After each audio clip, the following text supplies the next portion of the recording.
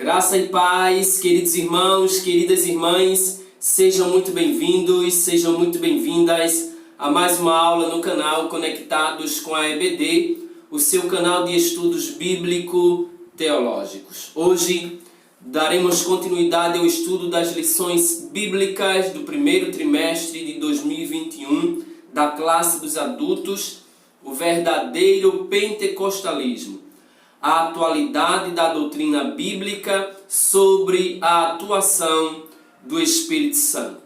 Especificamente, estudaremos a lição de número 8 para o dia 21/2/2021, comprometidos com a Palavra de Deus. Mas antes de iniciarmos esta aula, eu quero te pedir, gostou? Deixa aquele joinha abençoado, faça os seus comentários e compartilhe esta aula com outras pessoas. Se ainda não se inscreveu no canal, inscreva-se agora mesmo e ative o sininho para receber as notificações de tudo que postarmos aqui. Afinal de contas, fazendo isso, você contribui com o crescimento do canal Conectados com a EBD e nos ajuda a cada vez mais anunciarmos a palavra de Deus, alcançando um número maior de pessoas para a glória do nome de Jesus. Sem mais delongas, vamos para o que interessa, vamos iniciar a aula de hoje. O texto áureo da lição de hoje encontra-se no Evangelho de Jesus Cristo, segundo escreveu Lucas, capítulo 11, versículo 28. Está escrito assim: Bem-aventurados os que ouvem a palavra de Deus e aguardam. A verdade prática nos diz o seguinte: a autoridade divina da Bíblia deriva de sua origem em Deus, e isso por si só encerra a suprema autoridade das Escrituras como plena e total garantia de infalibilidade. A leitura bíblica, o texto base, na verdade são duas referências. Primeira referência, segunda carta de Paulo a Timóteo, capítulo 2, versículos 14 ao 19. Logo após, segunda carta de Pedro, capítulo 1, versículos 20 e 21. 2 Timóteo 2,14 está escrito: Traze estas coisas à memória, ordenando-lhes diante do Senhor que não tenham contendas de palavras que para nada aproveitam e são para a perversão dos ouvintes. Procura apresentar-te a Deus aprovado, como obreiro que não tem de que se envergonhar, que maneja bem a palavra da verdade. Mas evita os falatórios profanos, porque produzirão maior impiedade. E a palavra desses roerá como gangrena, entre os quais são Himeneu e Fileto, os quais se desviaram da verdade, dizendo que a ressurreição era já feita, e perverteram a fé de alguns. Todavia, o fundamento de Deus fica firme, tendo este selo: o Senhor conhece os que são seus, e qualquer que profere o nome de Cristo aparte-se da iniquidade. Segunda carta de Pedro, capítulo 1, versículo 20. Sabendo primeiramente isto, que nenhuma profecia da Escritura é de particular interpretação, porque a profecia nunca foi produzida por vontade de homem algum, mas os homens santos de Deus falaram inspirados pelo Espírito Santo. Amados irmãos, queridas irmãs, a Bíblia é a palavra de Deus e o Espírito Santo é o seu fiel intérprete, ou seja, é Ele quem nos ajuda na interpretação fidedigna das Sagradas Escrituras. Na lição de hoje, destacaremos a autoridade da Bíblia, o zelo que devemos ter pela sã doutrina e também destacaremos os cuidados necessários quanto aos modismos que podem ameaçar a sã doutrina. Destacamos logo de imediato como ponto central desta lição: devemos amar a palavra de Deus e ser comprometidos com ela. Eu vou repetir mais uma vez: devemos amar a palavra de Deus e ser comprometidos com ela. No primeiro tópico da lição, de forma muito interessante, o comentarista destaca para nós a autoridade da Bíblia.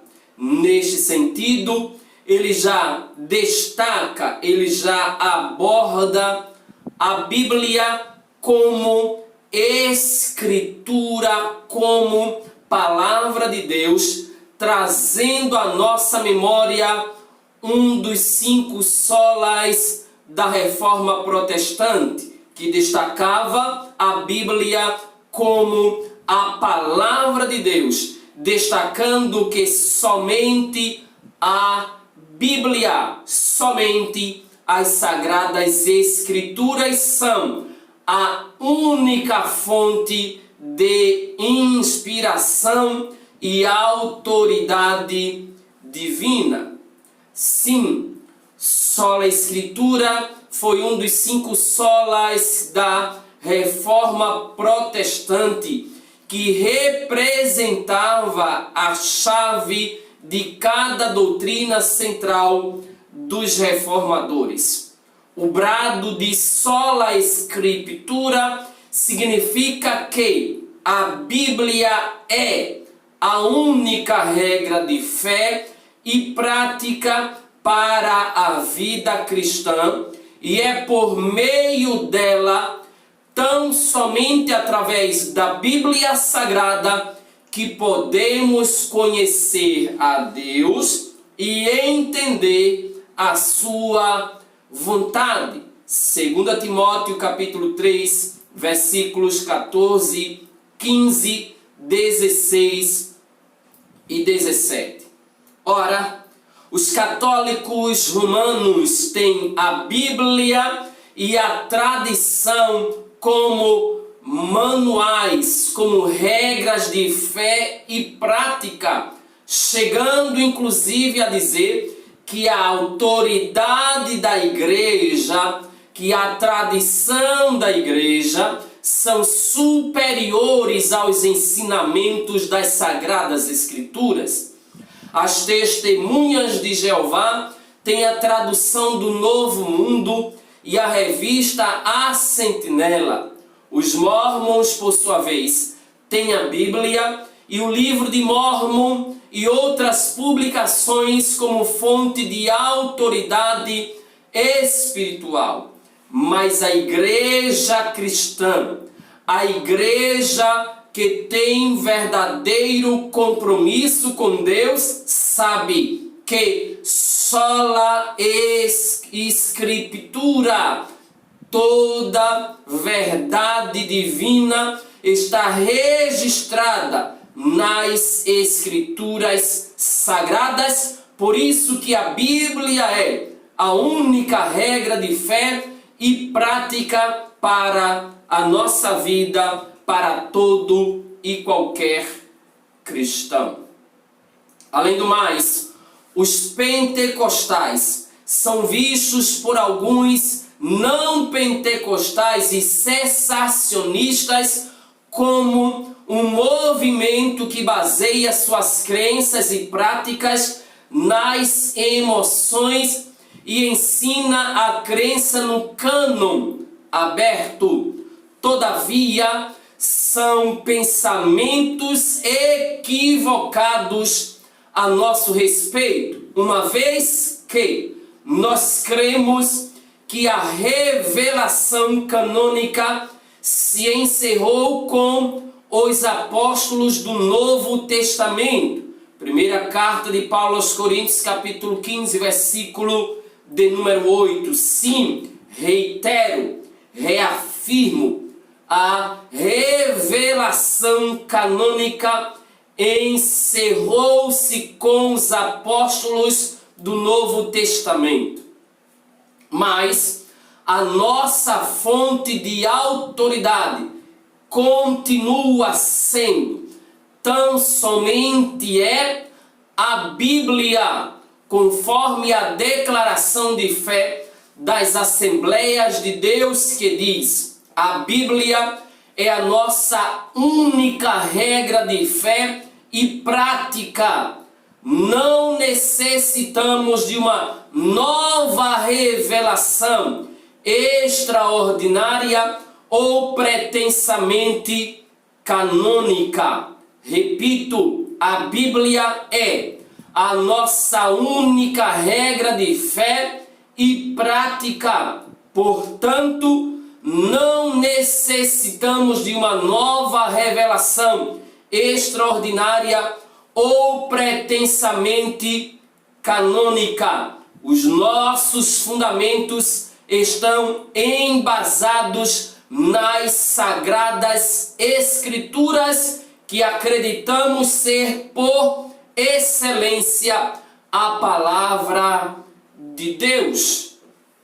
Uma outra coisa interessante é que nós, cristãos pentecostais assembleanos, não somos deístas.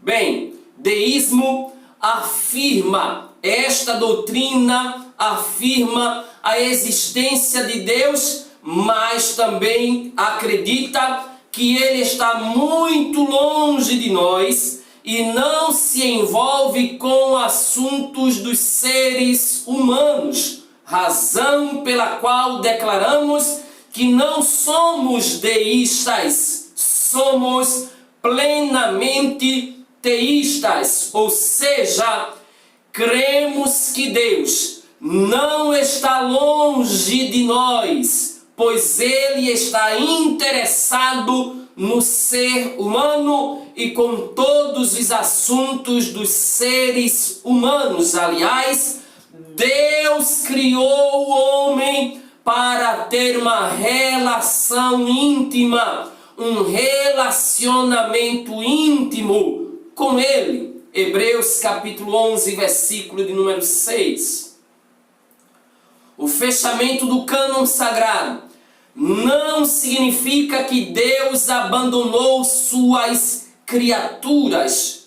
Nós cremos que Deus continua a se comunicar, a se relacionar com o seu povo por meio dos dons espirituais e de tantas outras formas. Atos capítulo 2, versículos 14 ao 21. Entretanto, essa revelação não se reveste de autoridade canônica para a igreja.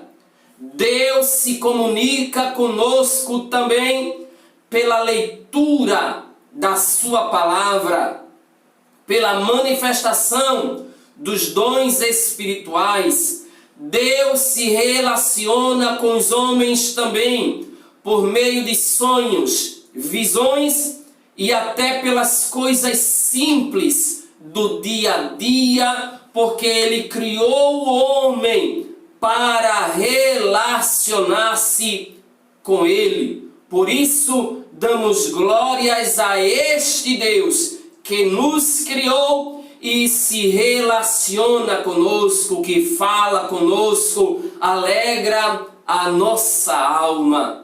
Sintetizando este tópico, cremos na autoridade da Bíblia para a nossa fé e prática. Segundo tópico da lição, zelo pela doutrina. Repito, zelo pela doutrina. A palavra doutrina vem do latim doctrina, que literalmente significa ensino ou instrução. mas o termo ele apresenta vários níveis de significado de acordo com seu contexto. Quando o texto sagrado em Atos capítulo 2, versículo 42 diz: e perseveraram na doutrina dos apóstolos, significa dizer que os discípulos permaneciam seguindo o ensino dos apóstolos. Nesse caso, a doutrina significa ensino, instrução.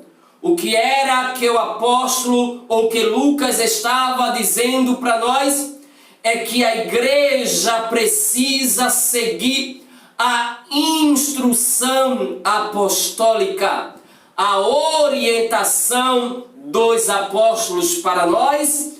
A igreja precisa ser guiada, dirigida, orientada na doutrina dos apóstolos, pela doutrina dos apóstolos, perseverantemente, crescendo na graça e no conhecimento, seguindo os ensinamentos, as instruções apostólicas.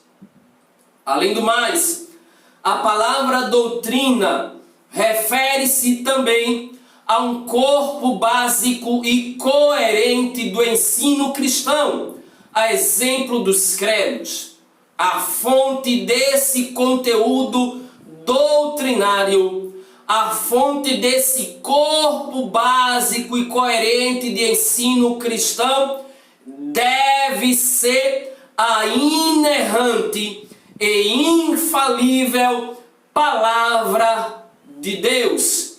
1 Timóteo capítulo 4, versículo de número 16. Vejamos o que foi que o apóstolo Paulo falou para seu filho na fé, Timóteo. 1 Timóteo 4,16. Tem cuidado de ti mesmo e da doutrina. Persevera nestas coisas, porque fazendo isto, te salvarás tanto a ti mesmo como aos que te ouvem. Ainda Paulo instruindo Timóteo, segunda carta de Paulo a Timóteo, capítulo 3, versículo de número 16, ele vai dizer: por quê? Porque toda escritura divinamente inspirada é proveitosa para ensinar, para redarguir, para corrigir, para instruir em justiça. Repito, a fonte desse conteúdo doutrinário é a inerrante palavra de Deus, assimilada, compreendida pelos homens por meio do ensino, por meio da instrução.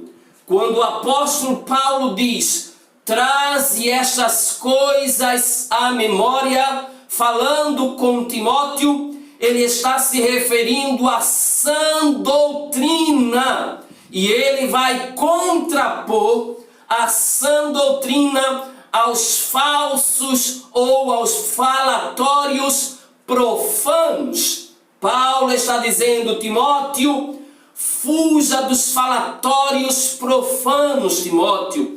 Aprofunde-se, viva de acordo com a sã doutrina. Por quê? Porque a sã doutrina traz conhecimento, a sã doutrina traz iluminação, a sã doutrina traz libertação e edificação para a igreja de Deus.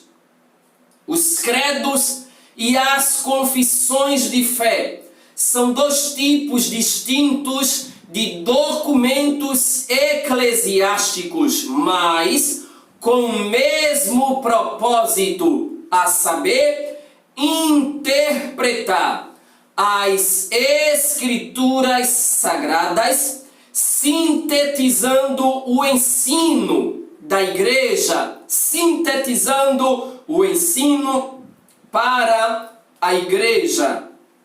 Enquanto que os credos são genéricos, as confissões de fé são mais elaboradas e são mais específicas. Ainda pensando neste zelo pela doutrina, destaquemos agora a nossa confissão de fé e a Bíblia, Palavra de Deus. A nossa confissão de fé não é de autoria particular, pois expressa o pensamento e a vida da Igreja de Deus. Esse documento deve ser submetido sempre às Escrituras Sagradas, devendo estar em conformidade com essas Escrituras. A nossa declaração de fé ocupa extraordinária importância na vida da igreja como sumário doutrinário da Bíblia. Repito, como sumário doutrinário da Bíblia, e ajuda em sua compreensão, além de servir como proteção contra falsas doutrinas que assolam a Igreja de Cristo. Todavia, a palavra final sempre foi, é e sempre será a Bíblia Sagrada. A declaração de fé apenas expressa a doutrina oficial da Igreja. Há no Novo Testamento, inclusive, embriões de credos e confissões de fé. Se não vejamos Mateus, capítulo 16, versículo 16, que está escrito assim: E Simão Pedro, respondendo, disse: Tu és o Cristo, o Filho do Deus vivo. Só Cristo, só por meio dele é que temos salvação. Filipenses, capítulo 2, versículos 8 ao 11. Carta de Paulo aos Filipenses, capítulo 2, versículos 8 ao homem. E achando-se na forma de homem, humilhou-se a si mesmo, sendo obediente até a morte e morte de cruz. Pelo que também Deus o exaltou soberanamente e lhe deu um nome que é sobre todo nome, para que ao nome de Jesus se dobre todo o joelho dos que estão nos céus e na terra e debaixo da terra, e toda língua confesse que Jesus Cristo é o Senhor, para a glória de Deus Pai. Primeira carta de Paulo a Timóteo, capítulo 6, versículo de número 13. Primeira carta de Paulo a Timóteo, capítulo 6, versículo de número 13, que nos diz: Mando-te diante de Deus, que todas as coisas vivifica, e de Cristo Jesus, que diante de Pôncio Pilatos deu o testemunho de boa confissão. Sim, há no Novo Testamento embriões de credos e confissões de fé, a exemplo desses textos que acabamos de ler, que foram desenvolvidos ao longo da história da igreja, textos estes que fundamentam nossos credos e nossas confissões de fé.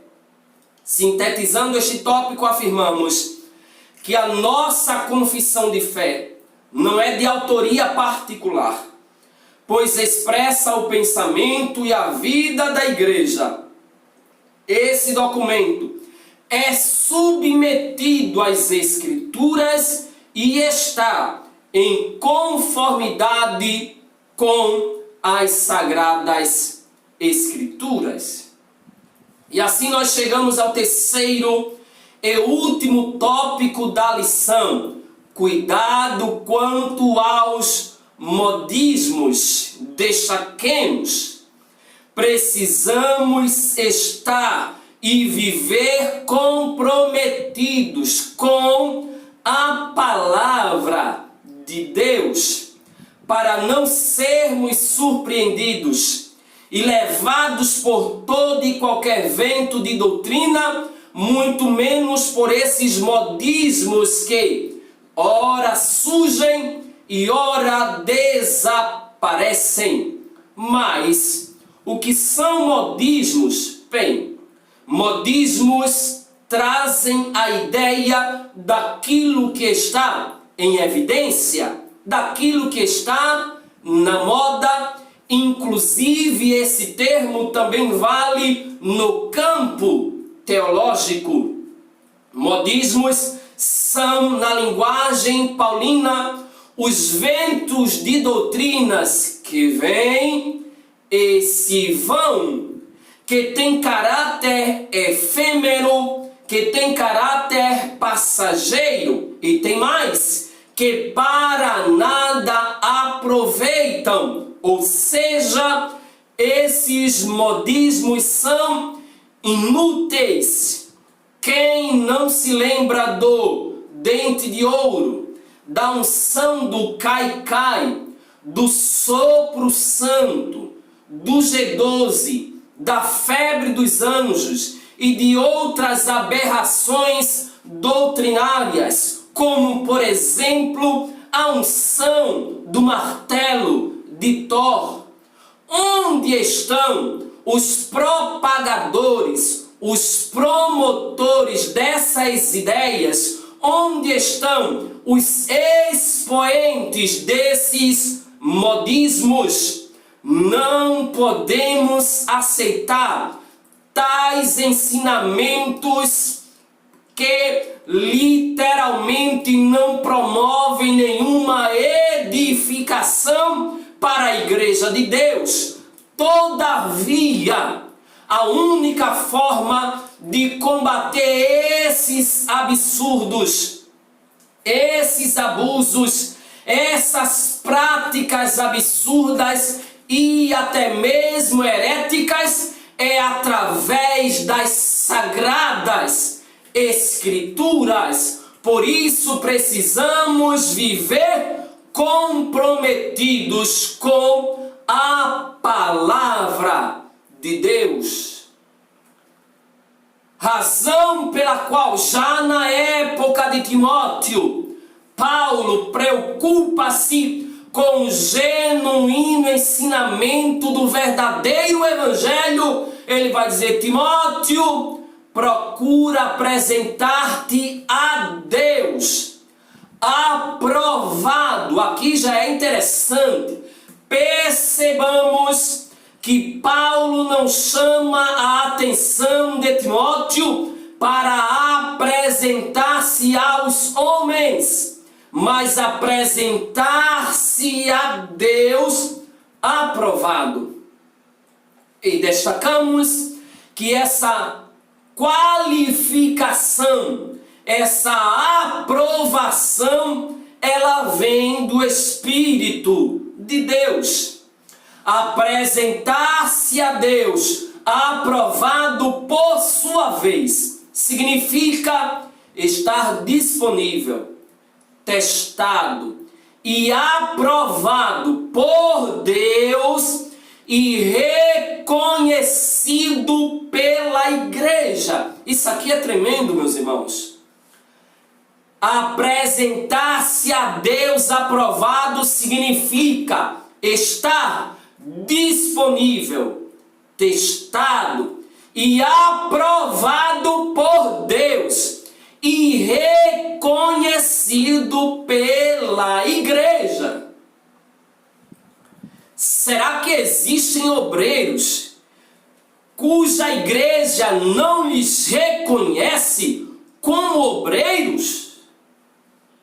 O obreiro aprovado por Deus, ele é reconhecido pela igreja como obreiro de Deus. Isso aqui é interessante, mas vamos caminhando. Desde sempre a igreja enfrenta avalanches de heresias e aberrações doutrinárias ensinadas por falsos mestres. Ao longo da história, a igreja vive isso. Falsos mestres. 1 Timóteo capítulo 1, versículos 4, 6 e 7.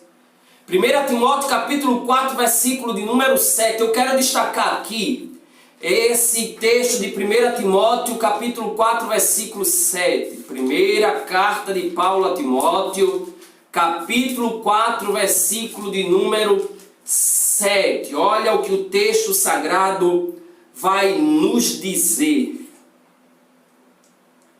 Mas rejeita as fábulas.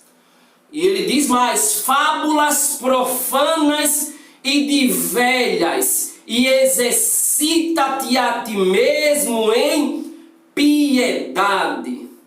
O número de falsos mestres e falsos doutores, Paulo vai orientar a Timóteo e vai dizer até mesmo, capítulo 4 da segunda carta de Paulo a Timóteo, capítulo 4, versículos de número 3 e 4 e 5. Ele vai dizer: porque virá tempo em que não sofrerão a sã doutrina, mas tendo comichão nos ouvidos, amontoarão para si doutores conforme as suas próprias concupiscências.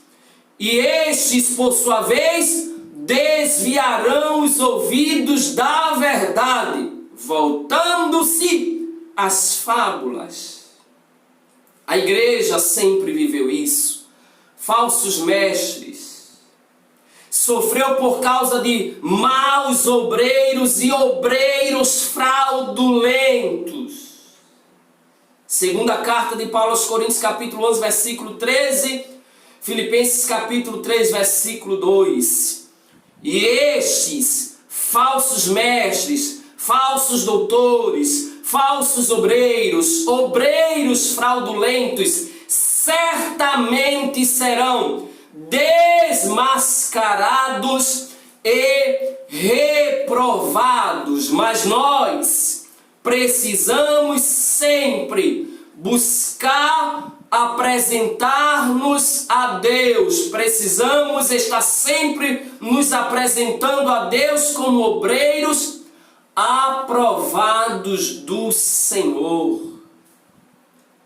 O apóstolo continua orientando a Timóteo e diz: como obreiro que não tem de que se envergonhar.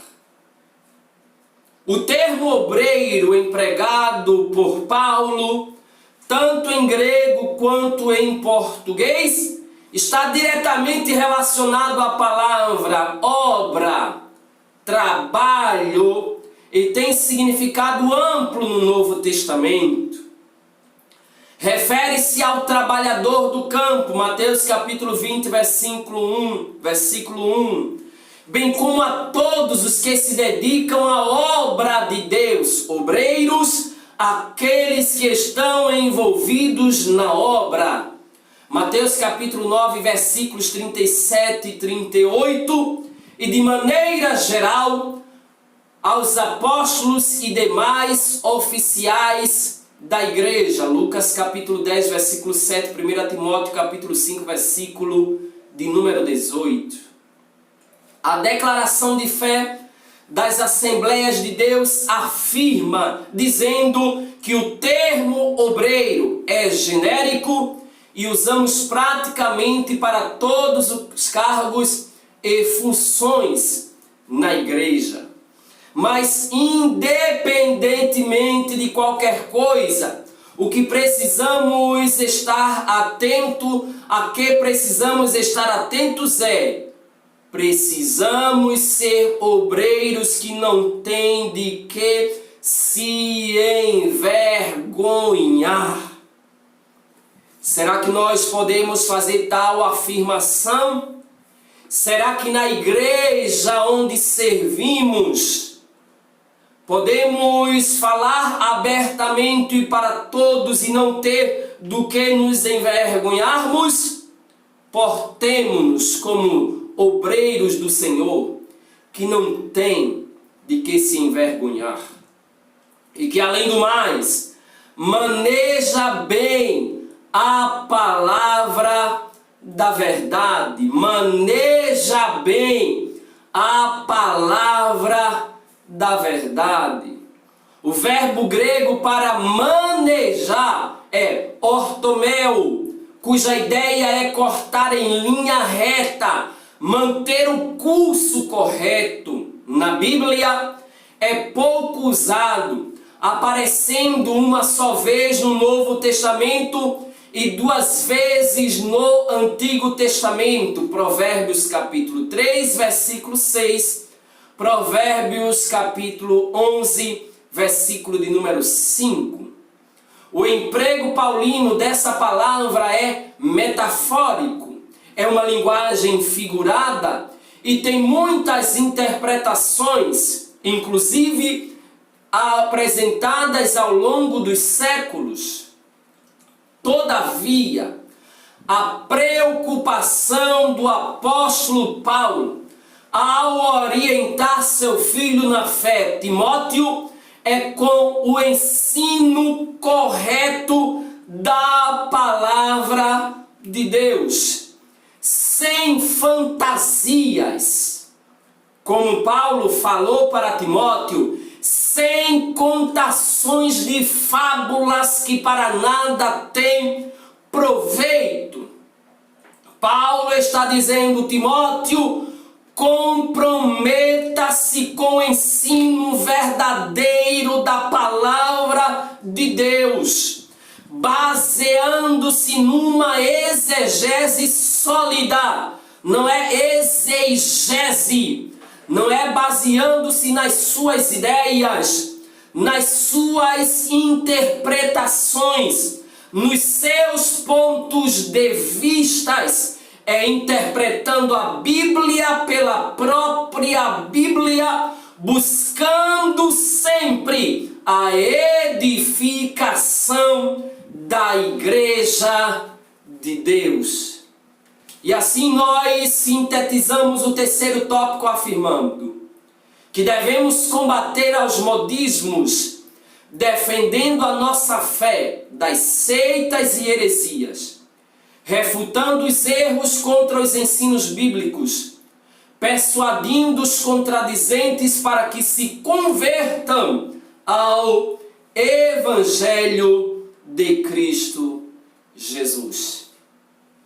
Portanto, mantenhamos nosso compromisso com a palavra de Deus, crendo que ela é a única revelação de Deus escrita para a humanidade e que somente ela pode exercer autoridade sobre a nossa vida.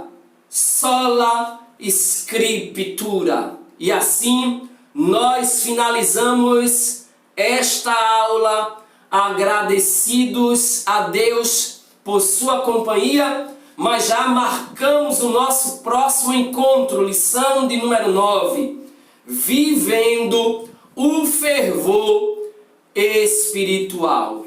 Muito obrigado, Deus te abençoe, a paz do Senhor e até a próxima.